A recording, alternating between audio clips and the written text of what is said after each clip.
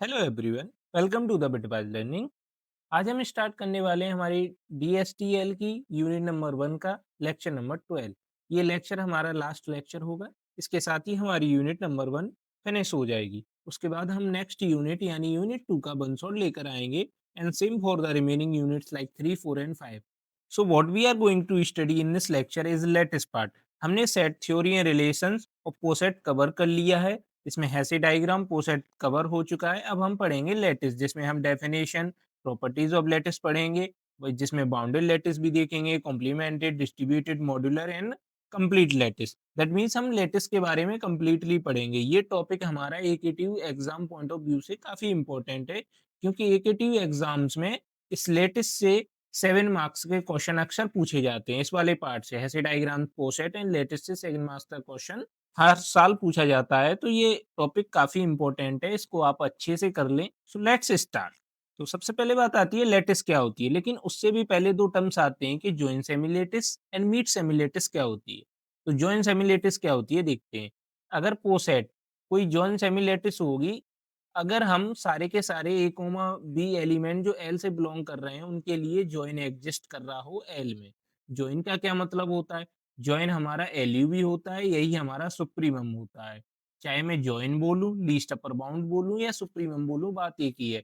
तो ये कह रहे हैं कि अगर पोसेट में हर पेयर ऑफ एलिमेंट के लिए अगर मेरा एलयू भी एग्जिस्ट कर रहा है, किसी भी पोसेट में अगर मेरे हर पेयर ऑफ एलिमेंट के लिए अगर मेरा एलयू भी एग्जिस्ट कर रहा है, जिसे मैं जॉइन बोल रहा हूँ, तो वो मेरा पोसेट जॉइन सेमिलेटिस होगा। ठीक है। सिमिलरली अगर पोसेट में हर पेयर ऑफ एलिमेंट के लिए मेरा मीट एग्जिस्ट कर रहा है या जीएल भी एग्जिस्ट कर रहा है, तो वो मेरा पोसेट मीट सेमिलेटिस होगा। तो ये होता है हमारा जॉइन सेमिलेटिस एंड मीट सेमिलेटिस। ये लिखने के तरीके हैं कि चाहे ए जॉइन बी लिखो, चाहे L U B of A comma B लिखो या supremum of A comma B लिखो। ए जॉइन बी को हम इस प्रकार पढ़ते हैं कि ए जॉइन बी। ठीक है। एल यू बी क्या होता है? Least upper bound. And S U P क्या होता है? सुप्रीमम। सेम हियर, ये लिखा है ए, ये सिंबल बना है मीट बी, इसको मैं चाहे GL B A comma B लिख सकता हूँ या इन्फीमम ए कोमा बी लिख सकता हूँ। इसको हम पढ़ते कैसे हैं? सेम, ए मीट बी, यहाँ पे जीएलबी है greatest lower bound and INF है infimum. Now move to the lattice. कि अब नाउ लेटिस क्या होता है? तो अगर मैं देखूं कोई पोसेट अगर लेटिस होगा, अगर हर पेयर ऑफ एलिमेंट के लिए जो ए से बिलोंग कर रहे हैं, कि जो ए कोमा बी एलिमेंट हैं सेट ए से बिलोंग कर रहे हैं, जिनके लिए A join B and A meet B दोनों एग्जिस्ट करें एल में, हमने क्या देखा? जॉइन सेमिलेटिस में क्या था कि हर पेयर ऑफ एलिमेंट के लिए मेरा जॉइन एग्जिस्ट करना चाहिए। मीट सिमुलेटिस में था हर पेयर ऑफ एलिमेंट के लिए मेरा मीट एग्जिस्ट करना चाहिए। तो वही अब लेटिस क्या बोल रहा है कि पोसेट अगर मेरा लेटिस होगा, कब लेटिस होगा? अगर हर पेयर ऑफ एलिमेंट के लिए मेरा जॉइन भी एग्जिस्ट करे एंड मीट भी एग्जिस्ट करे, तो मैं उसको लेटिस कहूंगा। दैट मीन्स अगर मेरा पोसेट लेटिस है, तो वो जॉइन सेमिलेटिस भी होना चाहिए, मीट सेमिलेटिस भी होना चाहिए। वही यहाँ पे लिखा है कि poset in which both least upper bound as well as greatest lower bound exist for every pair of element of the set is called lattice. कि वही बात है, जॉइन को मैं एलयू भी बोलता हूँ एंड मीट को मैं जीएल भी बोलता हूँ। तो हर पेयर ऑफ एलिमेंट के लिए अगर मेरा एलयू भी एंड जीएल भी एग्जिस्ट कर रहे हैं, तो वो ऐसा पोसेट मेरा लेटिस होता है। तो in a poset if join and meet exist for every pair of element the poset is called lattice. मैंने हर डेफिनेशन लिख दी है, आप किसी एक को भी याद कर सकते हो। अगर एग्जाम में पूछी जाती है तो सिंपली लिख सकते हो किसी एक को। हम लेटिस को इस प्रकार भी डिनोट करते हैं, जहाँ पे जो एल है मेरा सेट डिनोट कर रहा है और ये सिंबल मेरा जॉइन डिनोट कर रहा है एंड ये वाला मीट।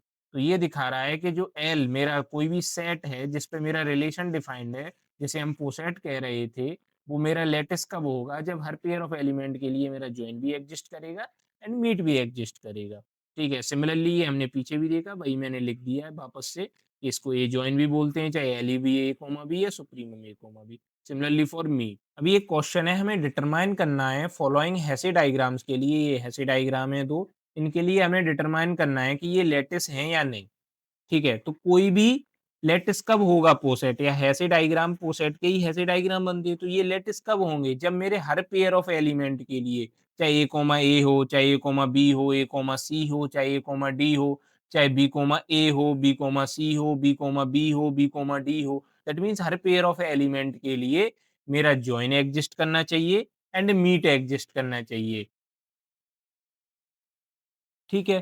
तो मैंने 2 टेबल बनाई, एलयूवी टेबल एंड जीएलवी टेबल, जिसमें मैंने एक साइड ऐसे एबीसीडी लिख लिया, जो भी एलिमेंट थे, एक बार ऐसे एलिमेंट लिख लिए सेट के, ठीक है? जॉइन टेबल बना रहा था, दैट मीन्स एलयूवी टेबल बना रहा था, तो मैंने यहाँ जॉइन लिख दिया, ठीक है? तो अब मैं हर पेयर ऑफ एलिमेंट के लिए जॉइन निकालूँगा, तो ए कोमा एक ए जॉइन ए क्या होगा? ए होगा, ए जॉइन बी क्या होगा?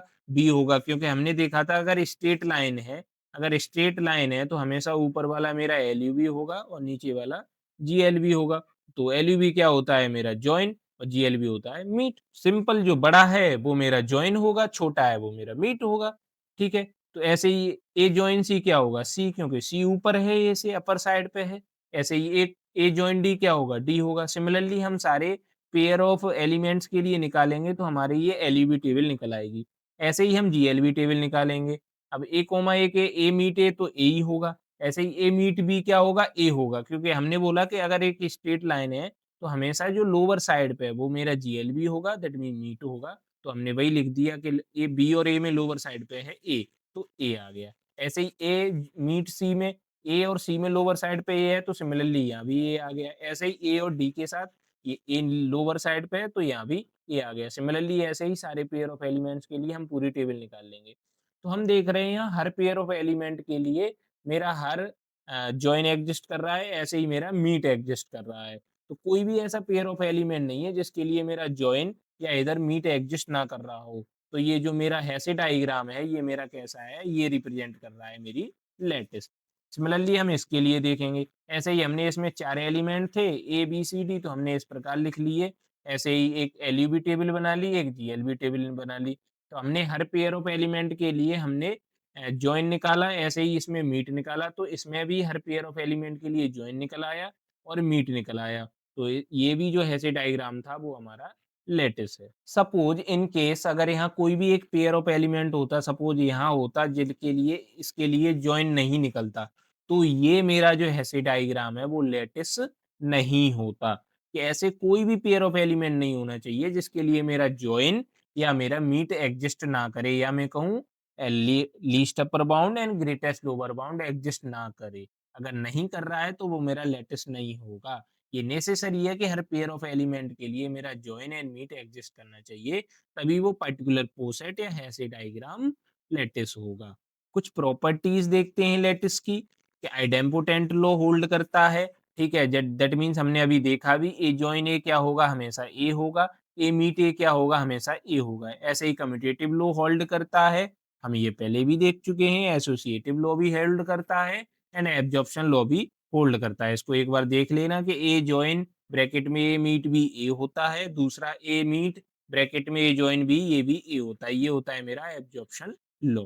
नाउ हम देखेंगे प्रॉपर्टीज ऑफ लैटिस, जिसमें सबसे पहले आता है हमारा बाउंडेड लैटिस। कोई भी लैटिस अगर मेरी बाउंडेड होगी, तो उसमें मेरा लीस्ट या मिनिमम एलिमेंट होगा एंड ग्रेटेस्ट या मैं कहूँ मैक्सिमम एलिमेंट होगा। यहाँ पे जो जिसको हम लीस्ट मिनिमम एलिमेंट को 0 बोल रहे हैं, मैक्सिमम एलिमेंट को 1 बोल रहे हैं। तो 0 है वो मेरा लीस्ट एलिमेंट है और 1 है वो मेरा ग्रेटेस्ट एलिमेंट है, या मैं कहूँ ये मिनिमम है और 1 है मेरा मैक्सिमम एलिमेंट। जब भी अब अगर हम बात करेंगे 0 की, तो हम समझेंगे वो मिनिमम एलिमेंट की बात हो रही है। 1 की बात करेंगे तो वो हमारी मैक्सिमम एलिमेंट की बात हो रही है। तो ऐसी लैटिस जिसमें मेरा मिनिमम एलिमेंट भी एग्जिस्ट करे एंड ग्रेटेस्ट यानी मैक्सिमम एलिमेंट भी एग्जिस्ट करे, उस लैटिस को हम बाउंडेड लैटिस कहते हैं। या मैं ऐसे भी बोल सकता हूँ कि कोई भी लैटिस बाउंडेड लैटिस होगी अगर मेरा 0 एंड 1 एग्जिस्ट कर रहा हो। सिंपल वर्ड्स में कहूँ तो a lattice in which both minimum as well as maximum element exist is called a bounded lattice. Properties क्या हैं बाउंडेड लैटिस की? कि अगर मैं 0 जॉइन ए करूँगा तो मेरा ए आएगा। अब 0 क्या है? मेरा मिनिमम एलिमेंट। इसका मैं जॉइन निकालूँगा ए के साथ, तो हमेशा ए ही आएगा, क्योंकि 0 तो मिनिमम है, तो ये ऑब्वियस है ए के लोअर साइड पे होगा। तो अगर ये लोअर साइड पे होगा तो जॉइन में हमेशा अपर बाउंड पे जाते हैं, तो ये मेरा ए हो जाएगा। अब यहीं 0 मीट ए पूछते, दैट मीन्स हमें लोअर बाउंड पूछी जा रही है ग्रेटेस्ट, तो 0 मिनिमम एलिमेंट है, ए हमेशा अपर साइड पे होगा, दैट मीन्स मेरा अगर मीट पूछा जाएगा तो मिनिमम एलिमेंट आएगा, जॉइन पूछा जाएगा तो बड़ा आएगा, तो यहाँ पे ए बड़ा है। ऐसे ही अगर मैं मैक्सिमम एलिमेंट के साथ जॉइन निकालूँगा तो हमेशा मैक्सिमम एलिमेंट आएगा क्योंकि यहाँ तो मैक्सिमम एलिमेंट ही सबसे बड़ा है। ऐसे ही जब मैं मीट निकालूँगा तो वो एलिमेंट खुद आ जाएगा। नोट क्या है, every finite lattice bounded lattice होती है, ठीक है? जितनी भी फाइनाइट लैटिस होंगी उनका मैक्सिमम एलिमेंट भी एग्जिस्ट करेगा और मिनिमम एलिमेंट भी एग्जिस्ट करेगा, तो वो फाइनाइट लैटिस मेरी कैसी होगी? Bounded lattice. एग्जांपल देखते हैं, हमने ये कि सेट ले लिया एंड ये लैटिस ले ली जिस पे जो डिवाइड रिलेशन डिफाइंड है, ठीक है? अब हम बाउंड्स चेक करेंगे, तो हमने देखा कि इसमें लीस्ट एलिमेंट जिसे हम 0 कह रहे हैं वो है हमारा 1। क्यों है? क्योंकि 1 हर एलिमेंट को डिवाइड कर रहा है क्योंकि डिवाइड रिलेशन है। ऐसे ही ग्रेटेस्ट एलिमेंट दैट 1, ठीक है? 0 को क्या बोल रहे हैं हम? मिनिमम या लीस्ट एलिमेंट। ऐसे ही 1 को हम क्या बोल रहे हैं? यहाँ लिखा भी है, मैंने लिख दिया है कि इट हैज़ ए लीस्ट या मैं बोलूँ मिनिमम एलिमेंट जिसे हम 0 बोल रहे हैं। Greatest that means maximum element जिसे हम 1 बोल रहे हैं। तो वही यहाँ लिखा है ग्रेटेस्ट एलिमेंट दैट इज़ 1 क्या है मेरा 12। क्यों है? क्योंकि 12 हर एलिमेंट से डिवाइड हो रहा है। हर एलिमेंट 12 को डिवाइड कर रहा है तो ये मेरा मैक्सिमम एलिमेंट हुआ और 1 हर एलिमेंट को डिवाइड कर रहा है तो ये मेरा मिनिमम एलिमेंट हुआ। So this is a bounded lattice with minimum element 1, maximum element 12। 0 क्या है? मिनिमम एलिमेंट, 1 क्या है? Maximum element. तो यहाँ पे हमने देखा कि इस लैटिस में मेरा मिनिमम एलिमेंट भी एग्जिस्ट कर रहा है एंड मैक्सिमम एलिमेंट भी एग्जिस्ट कर रहा है, तो ये मेरी लैटिस कैसी है? Bounded lattice. इसका ये हैसे डायग्राम है, इससे भी हम देख सकते हैं कि लोअर साइड पे कौन है? 1, सबके लोअर साइड पे 1 है एंड सबके अपर साइड पे कौन है? 12। तो 12 मेरा मैक्सिमम एलिमेंट हो गया, 1 मेरा मिनिमम एलिमेंट। तो ऐसी लैटिस कैसी होती है? Bounded lattice. अब देखते हैं कॉम्प्लीमेंट क्या होता है किसी भी एलिमेंट का लैटिस में, ठीक है? लेट मान लो ये कोई मेरी बाउंडेड लैटिस है जिसमें मेरा least element 0 and greatest element 1 है। हमने मान ली कोई लैटिस ऑलरेडी बाउंडेड लैटिस है जिसमें हमारा 0 भी एग्जिस्ट कर रहा है that means minimum element and 1 भी एग्जिस्ट कर रहा है दैट मीन्स मैक्सिमम एलिमेंट।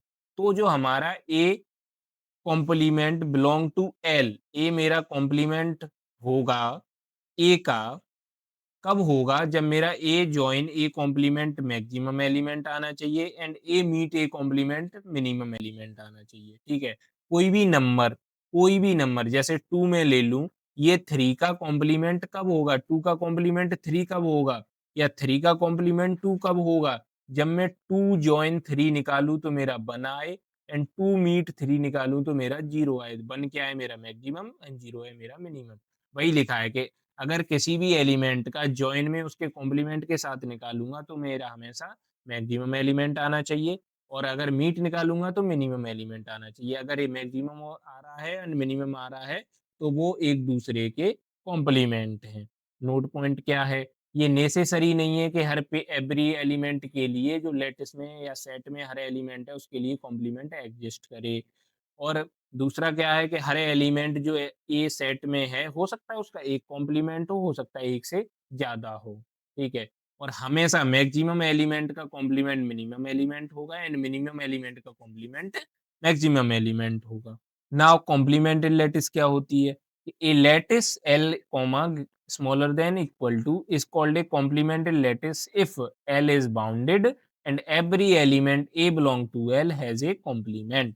कि कोई भी लैटिस मेरी कॉम्प्लीमेंट्री लैटिस कब होगी? पहले तो वो बाउंडेड होनी चाहिए, दूसरा उसमें जितने भी एलिमेंट्स हैं, वो उन सब का कॉम्प्लीमेंट होना चाहिए। कोई भी ऐसा एलिमेंट ना हो जिसका कॉम्प्लीमेंट एग्जिस्ट ना कर रहा हो। हर एलिमेंट का कॉम्प्लीमेंट एग्जिस्ट करना चाहिए, तो वो मेरी लैटिस कॉम्प्लीमेंट्री लैटिस होगी। अब कुछ लॉज़ देखते हैं कि अगर कॉम्प्लीमेंट का कॉम्प्लीमेंट निकालूँगा तो A वापस आ जाएगा और अगर मैं A जॉइन B का कॉम्प्लीमेंट करूँगा तो अलग-अलग कॉम्प्लीमेंट आ जाएगा, जॉइन का मीट हो जाएगा। ऐसे ही अगर मीट होगा तो मीट का जॉइन हो जाएगा। ये मेरे डि मॉर्गन्स लॉ होते हैं, ये वे काफ़ी इम्पोर्टेंट हैं। ठीक है, कभी-कभी हमसे प्रूव करवाने के लिए पूछ लेता है या हमको सिंपली टर्म्स दे देगा बूलियन अलजेब्रा की तरह, कहेगा इनको सिम्प्लीफाई करके दिखाओ लॉज़ का यूज़ करके, तो हमको ये पता होनी चाहिए।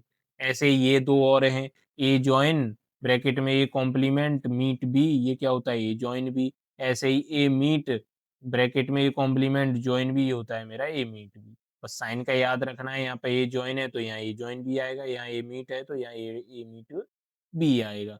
अब हम एक प्रूफ देखते हैं, फर्स्ट तो सिंपल है, अब हम प्रूफ देखते हैं सेकंड का, जो डी मॉर्गन्स लॉ है।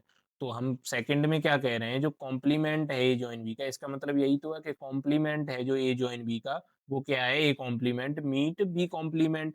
तो by property of complement, complement की प्रॉपर्टी क्या कहती थी कि अगर ए का ए कॉम्प्लीमेंट है, तो अगर मैं उसका जॉइन निकालूँगा तो 1 आएगा और अगर मैं उसका मीट निकालूँगा तो 0 आएगा। यही तो बोलती थी प्रॉपर्टी ऑफ कॉम्प्लीमेंट 1 जहाँ पे क्या था मेरा मैक्सिमम एलिमेंट एंड 0 था मेरा मिनिमम एलिमेंट। तो सिंपल मैंने वही लिख लिया कि ए जॉइन बी का अगर मैं जॉइन निकालूँगा उसके कॉम्प्लीमेंट के साथ तो 1 आता है एंड ए जॉइन बी का अगर मैं मीट निकालूँगा उसके कॉम्प्लीमेंट के साथ तो 0 आता है। तो सबसे पहले हमने इस इक्वेशन को उठाया। इसमें इसमें हमने देखा कि डिस्ट्रीब्यूटिव लॉ लगा दिया हमने, इसको हमने एक एलिमेंट मान लिया और इसका इस वाले ब्रैकेट के साथ डिस्ट्रीब्यूटिव लॉ परफॉर्म कर दिया। तो ए जॉइन बी, ठीक है, जॉइन ए कॉम्प्लीमेंट हो गया, ये वाला साइन यहाँ आ गया एंड फिर से ए जॉइन बी, ये वाला साइन जॉइन बी के साथ कर दिया, ठीक है, बी कॉम्प्लीमेंट के। अब अब हमने कम्यूटेटिव एंड एसोसिएटिव लॉ लगाए। यहाँ पे देखो कम्यूटेटिव लगाया तो ए जॉइन बी था तो बी जॉइन ओ ये हो गया, ठीक है। ऐसे ही यहाँ पे पहले ए जॉइन बी ब्रैकेट में था तो अब हमने B join B join B complement bracket में कर दिया एसोसिएटिव लॉ का यूज़ करके। सिंपल अब यहाँ पे हमने देखा कि सेम बी जॉइन ए हो गया है तो हमने फिर से यहाँ पे एसोसिएटिव लॉ लगा दिया।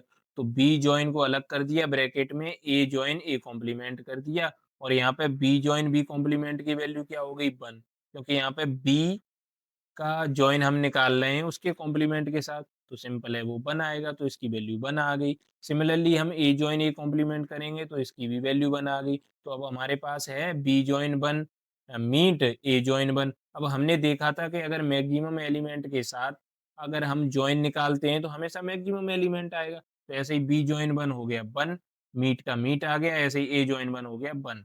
और अगर हम किसी भी एलिमेंट का उसके ही खुद के साथ मीट या जॉइन निकालते हैं तो वो खुद वापस आ जाता है जो कि इक्वल है आरएचएस के। सिमिलरली अगर इस इक्वेशन को मैं सॉल्व करूँगा तो जब इसको भी सॉल्व किया तो मेरा लास्ट में 0 आया जो कि इक्वल था आरएचएस के। दैट मीन्स हमारी जो ये था डि मोर्गन्स लॉ वो प्रूफ हो गया। सिमिलरली थर्ड हो जाएगा। नाउ हम देखते हैं फोर्थ, ये है हमारा फिफ्थ, ठीक है। फोर्थ बहुत सिंपल है, फोर्थ में ये था हमारा, ठीक है। हमने एलएचएस उठा ली, A join A complement meet B, हमने डिस्ट्रीब्यूटिव लॉ लगा दिया, ठीक है। जब डिस्ट्रीब्यूटिव लॉ लगाया तो हमें मिला ए जॉइन ए कॉम्प्लीमेंट, तो ये क्या होगा हमारा 1 हो गया। अब यहाँ बताइए ए जॉइन बी, तो अगर हम मीट निकालते हैं मैक्सिमम एलिमेंट के साथ, 1 क्या है हमारा मैक्सिमम एलिमेंट, अगर मैक्सिमम एलिमेंट के साथ किसी भी एलिमेंट का मीट निकालते हैं तो वो एलिमेंट खुद वापस आ जाता है जो कि हमारा इक्वल है आरएचएस के। तो ये भी हमारा प्रूफ हो गया। ऐसे ही हम फिफ्थ को प्रूफ कर लेंगे, सिंपल है। अब नेक्स्ट क्वेश्चन देखते हैं कि हमें चेक करना है जो ये कॉम्प्लीमेंटेड लैटिस के लिए कि जो हमारा D6 कॉमा डिवाइड है ये हमारी कॉम्प्लीमेंटेड लैटिस है या नहीं। अगर ये D6 क्या है, डिवाइड क्या है, इसका हैसी डायग्राम क्या बनता है, ये हमने प्रीवियस लेक्चर 11 में हैसी डायग्राम वाले में कंप्लीटली कवर किया है। यहाँ पर भी मैं बता देता हूँ। D6 क्या है हमारा, सिंपली कि अगर D6 लिखा है तो ऑल डिवाइजर्स ऑफ 6 या मैं कहूँ ऑल फैक्टर्स ऑफ 6, D12 लिखा है that means all divisors of 12 and all factors of 12। तो अब ऑल डिवाइजर्स क्या होंगे 6 के, 1 2 3 6 एंड रिलेशन क्या है, डिवाइड रिलेशन। सिंपल, इसका हैसी डायग्राम इस प्रकार बनेगा, ठीक है। क्योंकि 1 सारे 1 2 को डिवाइड करेगा एंड 1 3 को भी करेगा। 2 3 एक दूसरे को डिवाइड नहीं करेंगे इसलिए सेम लेवल पे हैं। देन 2 3 दोनों ही 6 को डिवाइड करेंगे अगर। और ऐसे डायग्राम को इन डेप्थ देखना है तो प्रीवियस लेक्चर जाके देख सकते हो, लेक्चर नंबर 11 आई बटन में भी लिंक आ रहा होगा। ठीक है, अब यहाँ देखते हैं कि अगर कॉम्प्लीमेंटेड लैटिस है इसका मतलब है कि मुझे 1 का कॉम्प्लीमेंट चाहिए, 2 का भी चाहिए, 3 का भी चाहिए, 6 का भी चाहिए। तो सबसे पहले हम निकालते हैं कि किन्हीं भी 2 पेयर उठा के उनका जॉइनर मीट, अगर जॉइन और मीट, जॉइन मेरा मैक्सिमम एलिमेंट आना चाहिए, मीट मेरा मिनिमम एलिमेंट आना चाहिए, तो वो एक दूसरे के कॉम्प्लीमेंट होंगे, ठीक है। तो यहाँ पे देखो, हमने देखा, अब यहाँ ऐसे डायग्राम हम जब हमने बनाया तो 6 हमारा मैक्सिमम एलिमेंट है एंड 1 मेरा मिनिमम एलिमेंट है। तो हमने पढ़ा था प्रॉपर्टीज ऑफ कॉम्प्लीमेंट में कि मैक्सिमम एलिमेंट का कॉम्प्लीमेंट हमेशा मिनिमम एलिमेंट होगा एंड मिनिमम का हमेशा मैक्सिमम होगा।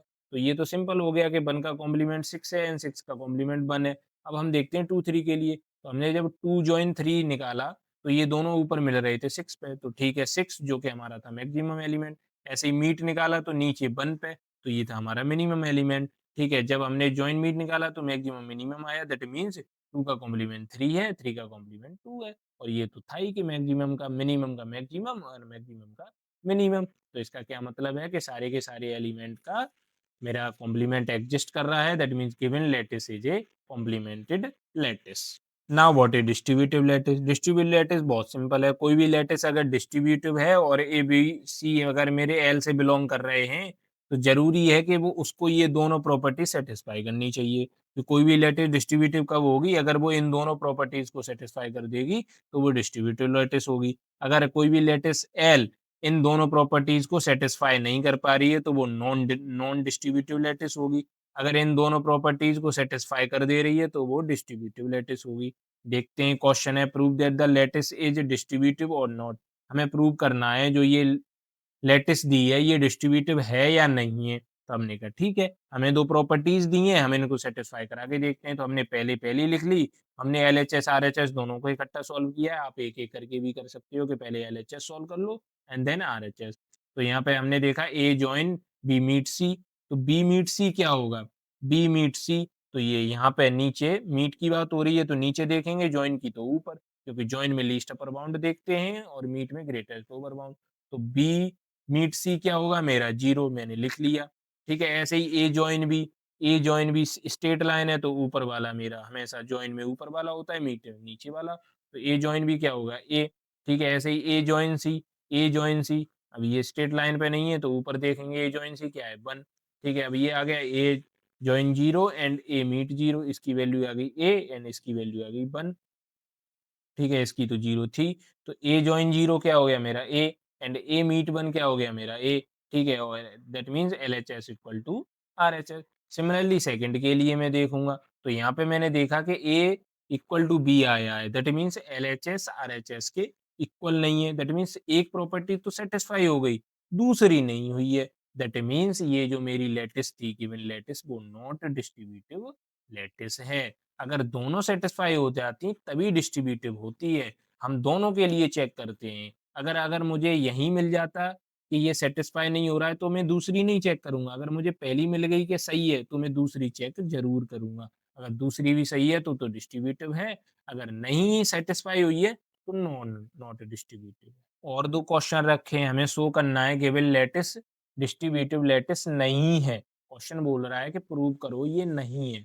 तो मैंने फॉर बीसीडी के लिए बात की है। हो सकता है अगर आप एसीडी के लिए बात करो तो ये डिस्ट्रीब्यूटिव हो जाए, पर क्वेश्चन ने बोला है नॉट डिस्ट्रीब्यूटिव प्रूव करनी है, इसीलिए हमें ऐसे एलिमेंट उठाने हैं जिसके लिए ये डिस्ट्रीब्यूटिव ना हो। तो मैंने बीसीडी उठाए, तो सिंपली मैंने पहली कंडीशन लिखी, ठीक है, उसको सॉल्व किया तो ये आया बी इक्वल टू ए, जिसमें एलएचएस मेरा आरएचएस के इक्वल नहीं था, तो हमने प्रूव कर दिया कि जो लैटिस है, गिवन लैटिस, वो नॉन डिस्ट्रीब्यूटिव लैटिस है। सिमिलरली फॉर दिस क्वेश्चन, ठीक है, हमने देखा कि इस लैटिस में हमने एबीडी के लिए उठाया, ठीक है, हमने ऐसे 3 एलिमेंट उठा लिए एबीडी, क्योंकि हमें 3 चाहिए होते हैं डिस्ट्रीब्यूटिव में। जब मैंने इसके लिए सॉल्व किया तो ये आया A equal to B, that means यहाँ भी एलएचएस आरएचएस के इक्वल नहीं, तो हमने ये भी प्रूव कर दिया कि given lattice not distributive lattice है। सिंपल। बस हमें अगर प्रूव करने के लिए दे रहा है कि नॉट डिस्ट्रीब्यूटिव प्रूव करो या डिस्ट्रीब्यूटिव प्रूव करो, तो हमें देखना है कोई भी ऐसे 3 एलिमेंट उठाने हैं, उनके लिए हमें कंडीशन लगा देनी है और हमें वैल्यू निकालनी है। अगर एलएचएस आरएचएस की इक्वल आ जाए, ठीक है, दोनों में चेक करेंगे। अगर दोनों में एलएचएस आरएचएस की इक्वल हो जाती है तो डिस्ट्रीब्यूटिव है, अगर किसी एक में भी नहीं होती है तो नॉट डिस्ट्रीब्यूटिव है। अब देखते हैं मॉड्यूलर लैटिस क्या होती है। कोई भी लैटिस अगर मॉड्यूलर लैटिस कब होगी? जब वो इस कंडीशन को सैटिस्फाई करेगी, सिमिलर डिस्ट्रीब्यूटिव की तरह। ठीक है? डिस्ट्रीब्यूटिव में 2 कंडीशन थी, इसमें केवल 1 है। अगर कोई भी लैटिस मॉड्यूलर प्रूव करनी होगी तो जो लैटिस दी होगी तो हम इस कंडीशन को लगाएँगे। अगर ये एलएचएस आरएचएस के इक्वल आ जाती हैं तो गिवन लैटिस हमारी मॉड्यूलर लैटिस होगी। जहाँ पे एक कंडीशन हमेशा रहती है कि जो मेरा ए है वो हमेशा सी से छोटा होगा या बराबर होगा। ठीक है?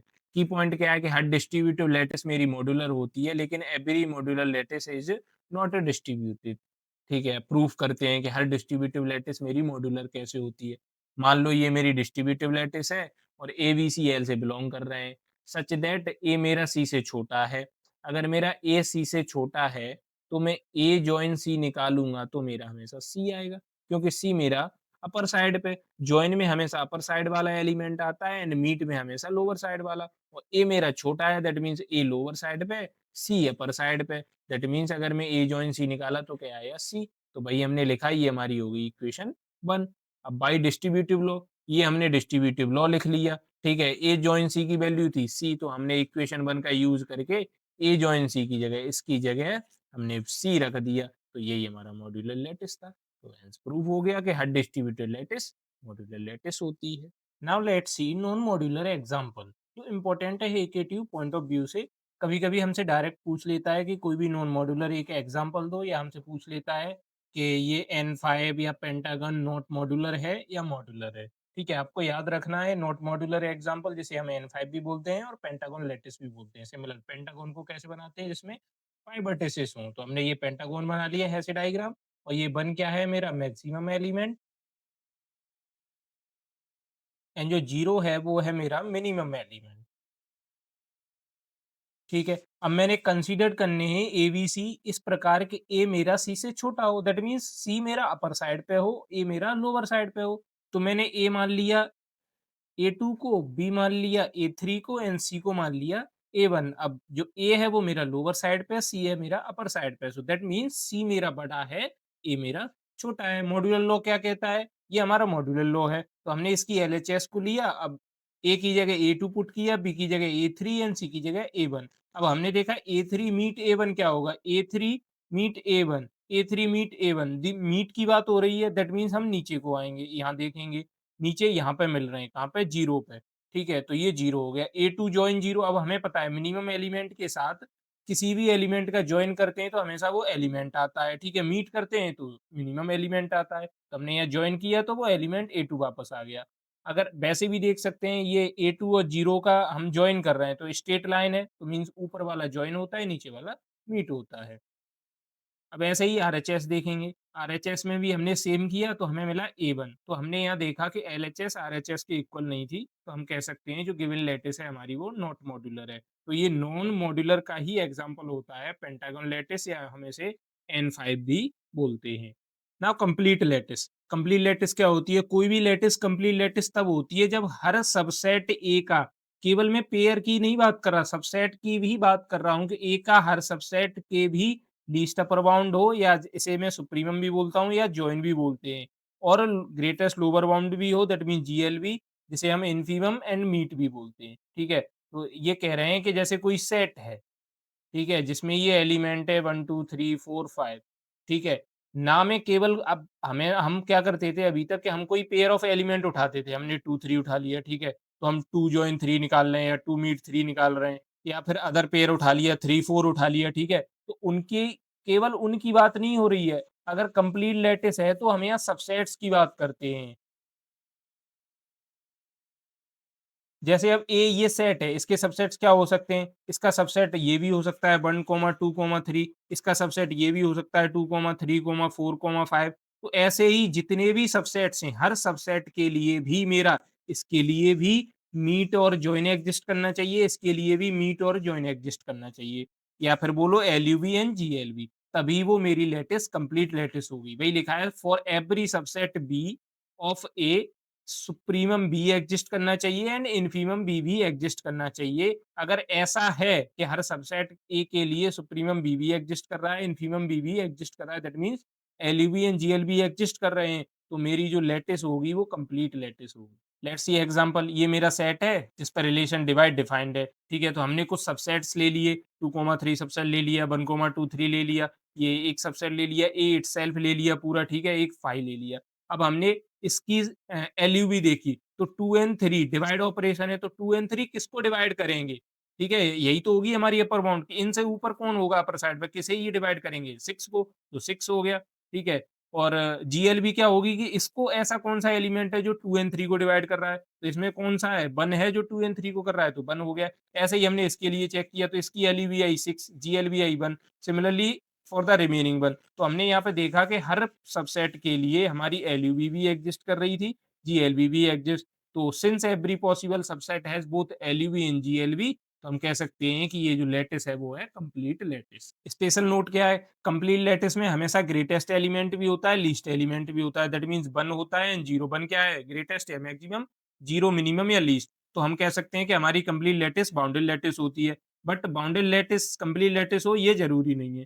की डिफरेंस क्या है लैटिस एंड कंप्लीट लैटिस में? लैटिस में क्या होता है कि एलयूवी एंड जीएलवी एग्जिस्ट करते हैं केवल और केवल पेयर के लिए, या तो 2-3 पेयर ले लिया, 4-5 पेयर ले लिया सेट का। लेकिन कंप्लीट लैटिस में क्या है कि for every subset, her subset के लिए भी एलयूवी एंड जीएलवी हमारी एग्जिस्ट करती है, तब वो कंप्लीट लैटिस होती है, ना केवल पेयर, हर सबसेट्स के लिए भी। नाउ सबलैटिस, ये हमारा लास्ट प्रॉपर्टी है लैटिस की, सबलैटिस। सबलैटिस क्या होती है? इट इज़ लाइक सबसेट, कि हमारा कोई ए सेट होता था, ठीक है? हमने इसका कोई सबसेट ले लिया बी, जो कि हमारा वो भी सेट की तरह ही बिहेव करता था, तभी हम इसको सबसेट बोलते थे। ऐसे ही सबलैटिस में क्या है, अगर कोई मेरी लैटिस ऑलरेडी है, मैं इसमें से कोई छोटा पार्ट ले लूँगा, जिसे मैं एल डैश बोल रहा हूँ।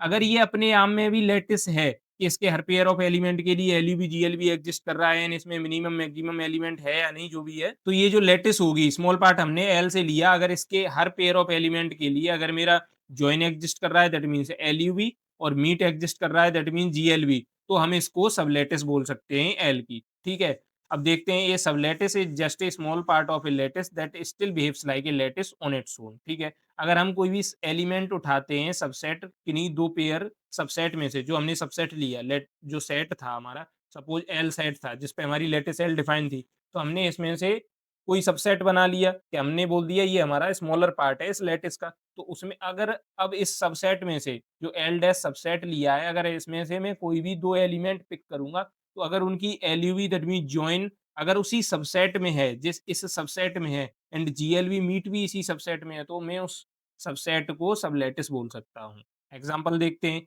ये कोई लैटिस है, ये सेट है, ये हमारा डिवाइड ऑपरेशन या रिलेशन है, ठीक है? इसी पे सेट ए पे डिवाइड रिलेशन है। ऑपरेशन क्या-क्या हो सकते हैं? Join meet. हमने कोई सबसेट ले लिया इस सेट से, ये सेट था और हमने इसमें से बी सबसेट ले लिया। अब हमने चेक किया जॉइन के लिए, ठीक है? हमने सेम के लिए नहीं चेक किया, क्योंकि उनका तो 1 होगा ही, 2 का 2 होगा, ठीक है? ऐसे ही 6 जॉइन 6 का भी 6 होगा। तो हमने डिफरेंट के लिए चेक किया है कि 1 जॉइन 2 क्या होगा? 2 होगा, क्योंकि 1 2 को डिवाइड करेगा, ठीक है? तो 1 2 हमारा सबसेट में प्रेज़ेंट है। ऐसे ही 2 जॉइन 6 क्या था? 6, तो 6 भी हमारा सबसेट में प्रेज़ेंट है। 1 जॉइन 6 क्या है? 6 है, ये भी हमारा बी सबसेट में प्रेज़ेंट है। ऐसे ही मीट के लिए चेक किया, तो यहाँ भी हमने देखा कि जितने भी रिज़ल्ट आए हमारे मीट के, वो भी हमारे सबसेट बी में प्रेज़ेंट थे। तो हमने हर पेयर ऑफ एलिमेंट के लिए जो सबसेट लिया हमने, उसके हर पेयर ऑफ एलिमेंट के लिए हमने जॉइन एंड मीट चेक किया, तो सारे के सारे रिज़ल्ट हमारे सबसेट में ही प्रेज़ेंट थे। तो हम कह सकते हैं जो हमारा बी सबसेट है, वो सबलैटिस है सेट ए का।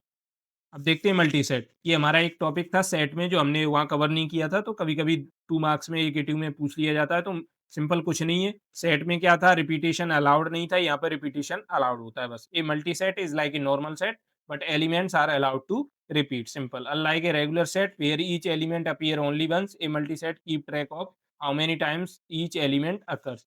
सेट, नॉर्मल सेट में क्या होता है कि एक एलिमेंट केवल एक बार आएगा, लेकिन मल्टी सेट में क्या होता है कि ये ट्रैक रखता है कि कोई एलिमेंट कितने बार आया है, ठीक है? कितनी बार रिपीट हुआ है। So order does not matter, but quantity, count of each element does. Multiplicity क्या होती है? मल्टीप्लिसिटी का मतलब होता है कि कोई भी एलिमेंट कितने बार मल्टी सेट में अपीयर हुआ है, उसे हम मल्टीप्लिसिटी बोलते हैं। So in a multi set each element has a count, या मैं फ्रीक्वेंसी बोल सकता हूँ। That count is called its multiplicity. Multiplicity of an element x is written as mx and mu x। Important point क्या है? Feature देखें, repetition allowed होता है सेट में, नहीं, मल्टी सेट में अलाउड होता है। ऑर्डर मैटर दोनों में ही नहीं करता। एग्जांपल इसका है, ये सेट का एग्जांपल है, मल्टी सेट का ये है। इसमें हम देख सकते हैं कि बी रिपीट हो रहा है, सी रिपीट हो रहा है, लेकिन यहाँ पे हर एलिमेंट एक ही बार अपीयर हुआ है सेट में। नॉर्मल सेट का एग्जांपल ये है, जिसमें हर एलिमेंट केवल एक बार आया है। मल्टी सेट का एग्जांपल हमने ये मान लिया, ठीक है? अब हमने इसमें देखा मल्टीप्लिसिटी, मल्टीप्लिसिटी ऑफ 1 कितनी आई? 2, क्योंकि 2 बार अपीयर हो रहा है। ऐसे ही 2 की देखी तो 3 एंड 3 की 4। सो रिपीटेशन यहाँ मैटर करता है कि कोई भी एलिमेंट कितने बार अपीयर या रिपीट हुआ है मल्टी सेट में। एक और तरीका है मल्टी सेट को लिखने का, कि हम लिख सकते हैं एलिमेंट कोलन काउंट, कि कोई भी एलिमेंट जैसे 1 था, यहाँ पे कितनी बार आया है? 2 बार, तो हम इस प्रकार भी लिख सकते हैं कि 1 एलिमेंट 2 बार रिपीट हो रहा है। तो इस फॉर्मेट में भी हम लिख सकते हैं। तो इसको अगर मैं इस वाले एग्जांपल को इस फॉर्मेट में लिखूँगा, तो कैसे लिखूँगा? 1 एलिमेंट कितनी बार, इसकी मल्टीप्लिसिटी कितनी है? 2, ऐसे ही 2 कितनी बार आ रहा है 3 बार, तो 2:3 कॉमा 3 कितनी बार आ रहा है 4 टाइम, तो 3:4। तो this show each element and how many time it occur. इसके साथ हमारी यूनिट 1 कंप्लीट होती है। अब हम नेक्स्ट यूनिट यानी यूनिट नंबर 2 का बंसोल लेकर आएँगे and same for the remaining units. अगर आपको नोट्स चाहिए जो कि बिल्कुल फ्री ऑफ कॉस्ट हैं, तो डिस्क्रिप्शन में हमारे टेलीग्राम का लिंक है, तो जाइए अभी जॉइन कीजिए। आपको वहाँ पे जितने जैसे-जैसे सब्जेक्ट्स के बंसोट कंप्लीट होते जा रहे हैं, आपको नोट्स प्रोवाइड करा दिए जा रहे हैं। और अगर कोई भी डाउट है तो भी आप पूछ सकते हैं। व्हाट्सएप ग्रुप का भी लिंक दिया हुआ है, तो वहाँ पे कोई भी डाउट है, आपको इश्यू है, तो वो भी आप पूछ सकते हैं। तो see you in the next lecture. Thank you.